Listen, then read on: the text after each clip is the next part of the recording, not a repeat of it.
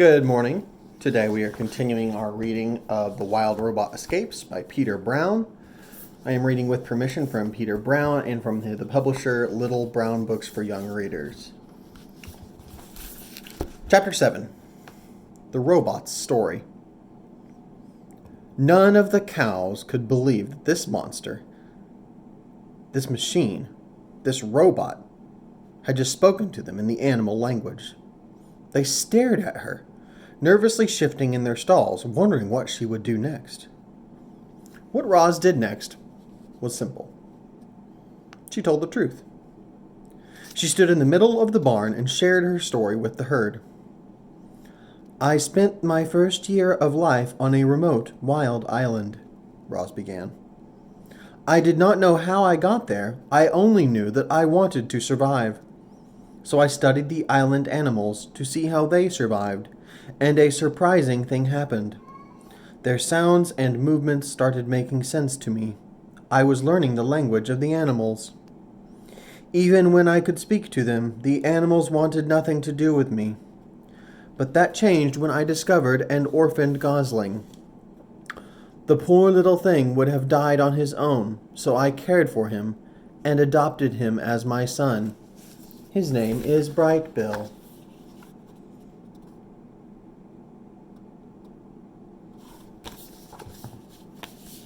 A murmur spread through the herd. When the animals saw me caring for Brightbill, they finally accepted me. I was no longer alone. I had friends and a family and a home. Life was good. Until the Recco robots arrived. They came in their sleek white airship to take me away. And when I resisted, they became violent. The animals defended me. They fought bravely and destroyed the Reccos, but I was badly damaged in the fighting. I needed repairs, and I could not get them on the island. So the animals loaded my broken body into the airship, and it took me far away from my home. Lily, the calf, poked her head through the railing and said, "What about Brightbill?" "My son is smart and tough, and he has a good flock," said Roz. "I think he will be okay without me." "Where were you taken?" said Tess. "I was taken back to the factory where I was made. The factory is run by a crew of workers, robots, called the Makers. When I arrived, they put me in a room filled with other broken robots. Some robots were completely ruined.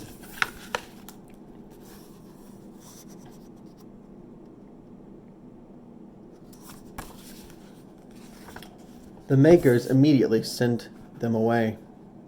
But those of us with working computer brains were given a test." "What kind of test?" said Lily. "The Makers simply asked us questions. They asked us how we had become damaged.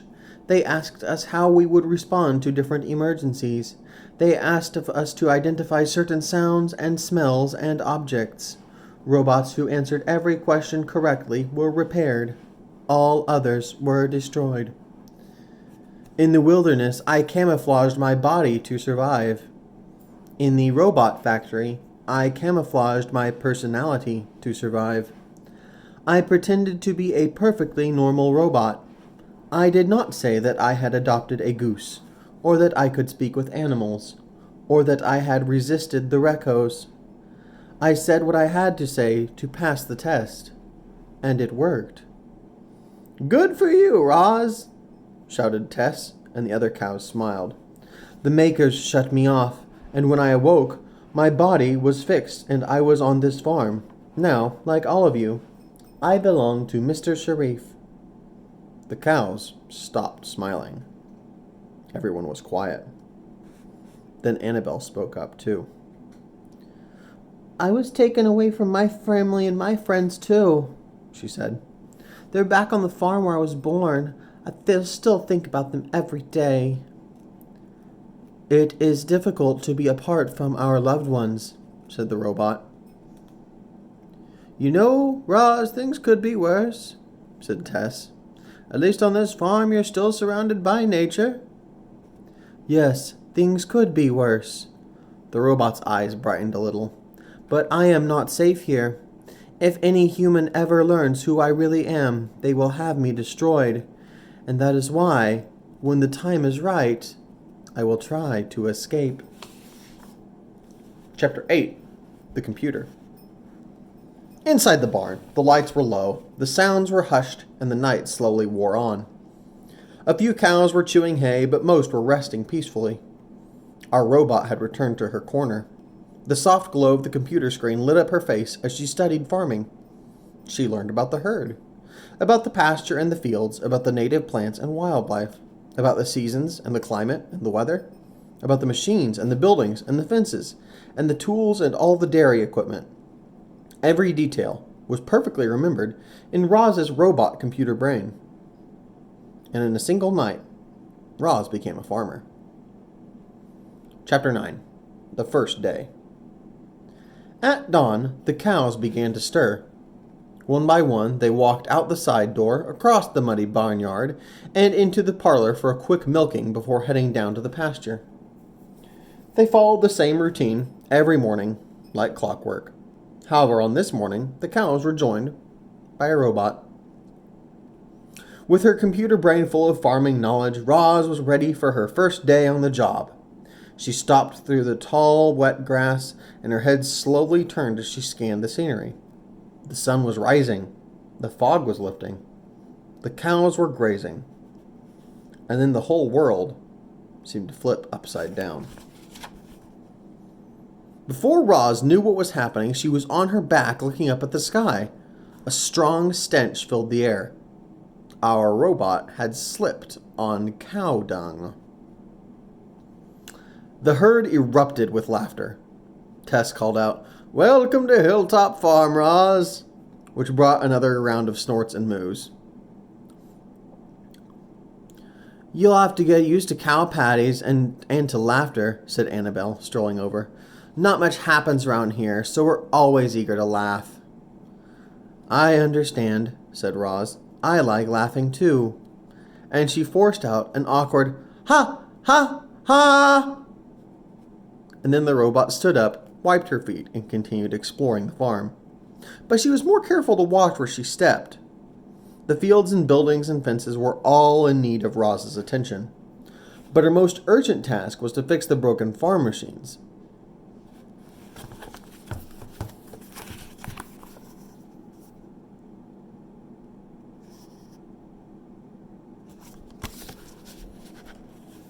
The herding machine was designed to roll through the pasture and look after the cows while they grazed, but it had gotten stuck in the mud and was becoming a popular hangout for birds.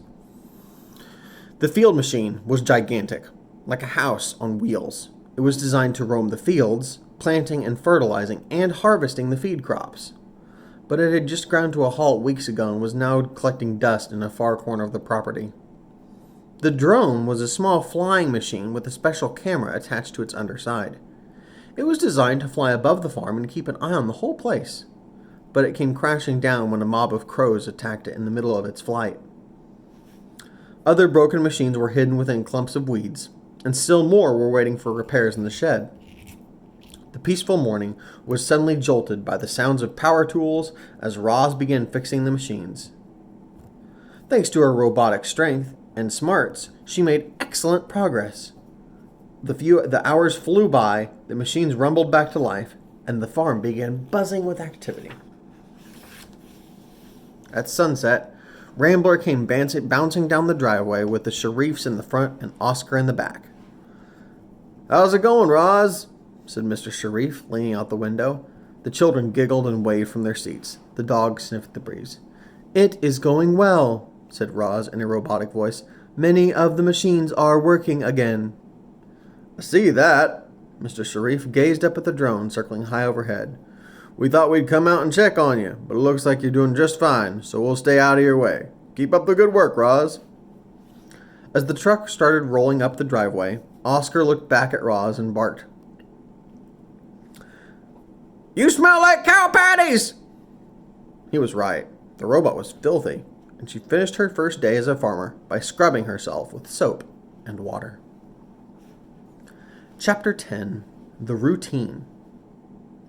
Reader, I don't want to bore you with every detail of our robot's farm routine.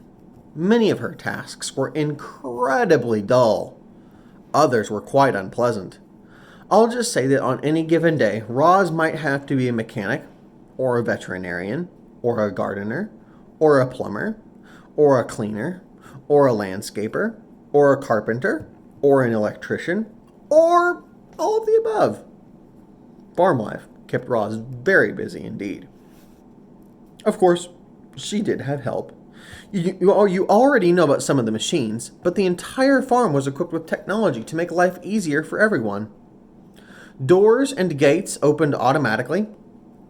The cows wore electronic collars that kept track of their health automatically. When a cow's udders were full, she simply had to stroll into the parlor where she'd be milked by gentle machines automatically. All that milk was piped into storage tanks where it was cooled and bottled automatically. Once the milk truck was loaded up, it drove away and made its deliveries automatically.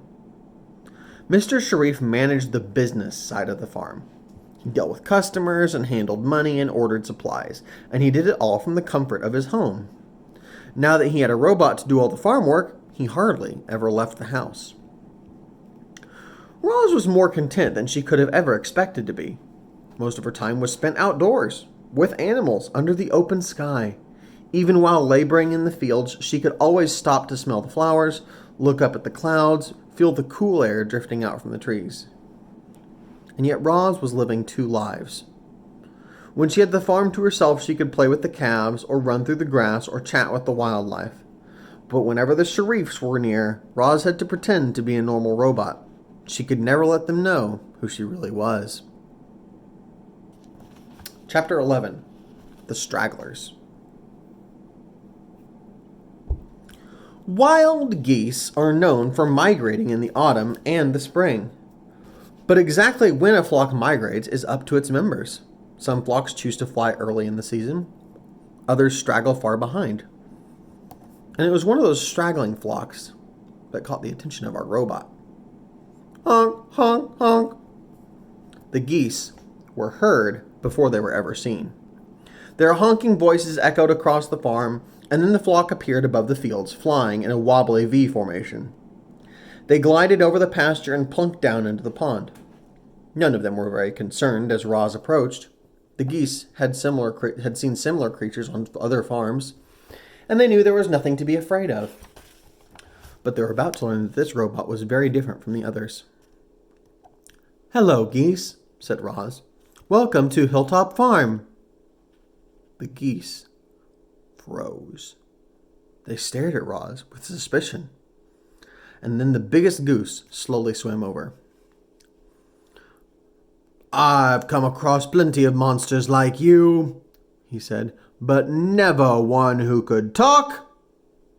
"I am not a monster. I am a robot. My name is Roz." The goose scratched his head. "Well, it's nice to meet you, Roz the robot," he said at last. "My name is Wingtip, and this is my flock." Roz gave a friendly wave, and soon the flock was gathering around, curious to meet this odd character. As you can imagine, the geese were shocked to learn that Roz had a goose for a son. They asked her all kinds of questions about Brightbill, and about her old life on the island, and about her new life on the farm. Then Roz asked them a question of their own. "Do you think Brightbill's flock would ever come this way on their migration?" "Doubtful," said Wingtip. "Sounds like his flock takes the eastern flyways. They never come this far west." The robot slumped with disappointment. "However, we geese are full of surprises," added Wingtip. "I promise you this. Roz, if we ever meet Brightbill, I'll point him in your direction." The talk was interrupted by giggling and barking. The children were taking their dog for a walk. Roz couldn't be seen chatting with geese, so she whispered a quick goodbye to her new friends and went back to work. And when she looked down at the pond later that day, she saw that the flock was gone. Chapter 12. The Homesick Robot. We all feel homesick at one time or another. Even the robot felt something like homesickness. Roz belonged with her son and her friends on her island, but she was determined to find her way back there. But how? If the robot was seen doing anything unusual, Mr. Sharif might have her destroyed.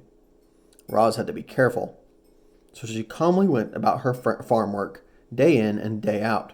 But all the while, the homesick robot was secretly planning her escape. Chapter 13, The Electronic Signal. Beep, beep, beep, beep. A message was flashing on Roz's computer.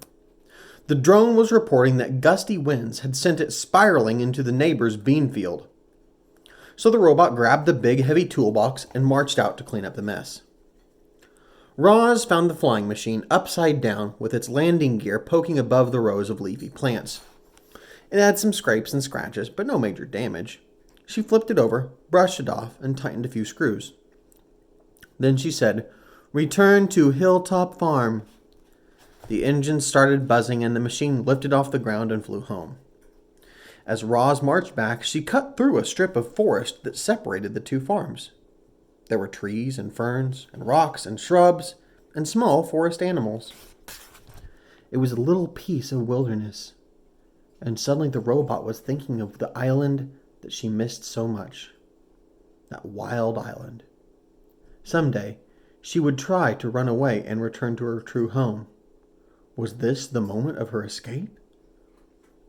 Could it be as easy as sneaking off through these trees? No, it couldn't be that easy. Ahead, on the other side of the trees, Mr. Sharif was sitting in his pickup truck, watching Roz. Because of the robot's electronic signal, he knew she had stepped off of the property, and he had raced out there to see what she was up to. Roz marched over to the truck, and Mr. Sharif leaned out his window. He had a serious expression on his face. "Don't ever leave the property without my permission, understand?" "I understand," said Roz. She understood, all right. She understood that she was always being watched. She understood that she was trapped on Hilltop Farm. Chapter 14, The Sad Truth. That night, while everyone else was sleeping, Roz stayed up with her computer and researched sneaky subjects. She looked for diagrams of her own body, and for maps of the area, and for any news that might help her escape. But the robot found nothing. The computer only let her access information about farming. She was cut off from the outside world. It was clear that if Roz wanted to escape from her new life, she would need help. But the cows didn't know how to help. Mr. Sharif would never let his robot leave. Who would possibly help Roz run away from the farm? Chapter 15, The Children. As time rolled by, Roz saw less and less of Mr. Sharif, but she saw more and more of the children. They were shy at first. The robot might look up from the pasture and see Jad peeking around the corner of a barn, or see Jaya spying from the branches of a tree. But the children were growing bolder. And then one day, Roz marched right into the workshop and heard giggling. She walked to the closet in the back, opened the door, and there was Jaya, smiling and trying not to laugh. "I'm hiding from my brother," whispered the girl. "Close the door." The robot closed the door. A minute later, Jad ran in, flushed and out of breath.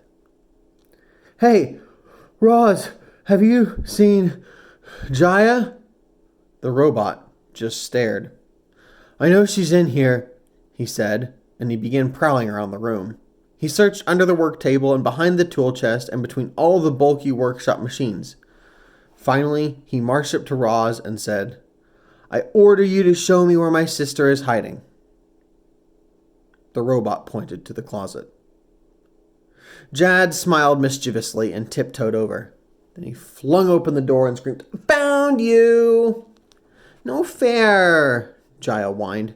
"Roz showed you where I was hiding." The girl scowled at the robot. "That wasn't very nice, Roz, but you can make it up to me by playing hide and seek." Count to 100 and then try to find me and my brother, okay? There was a brief pause. Then the robot said, okay. Jaya and Jad squealed with delight and scampered out the door as Roz started counting. The robot's sensitive ears listened carefully to the children outside. She heard quick footsteps crunching across the driveway. She heard a giggle and the sounds of tree branches shaking. She heard a grunt and the sounds of heavy hay bales being shoved aside. When the robot finished counting, it took her exactly 5 seconds to find Jaya up in a tree, and it took her another 8 seconds to find Jad in the hayloft. Wow, Roz is really good at seeking, said Jad as he picked hay from his hair. Jaya snorted.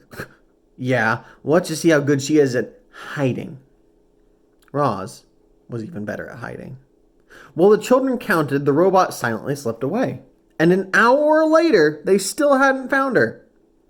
The siblings stood in the driveway defeated. We give up, Roz, shouted Jad. You win, shouted Jaya.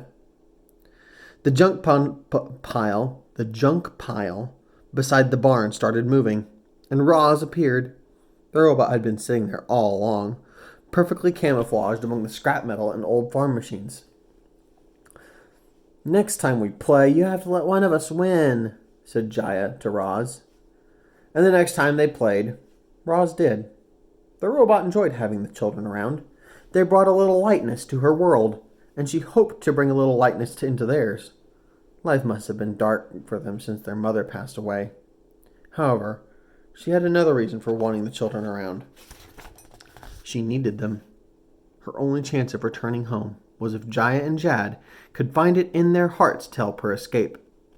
But this was a delicate situation. If Roz tried too hard, the children might say something to their father. If she didn't try hard enough, she might be stuck on the farm forever.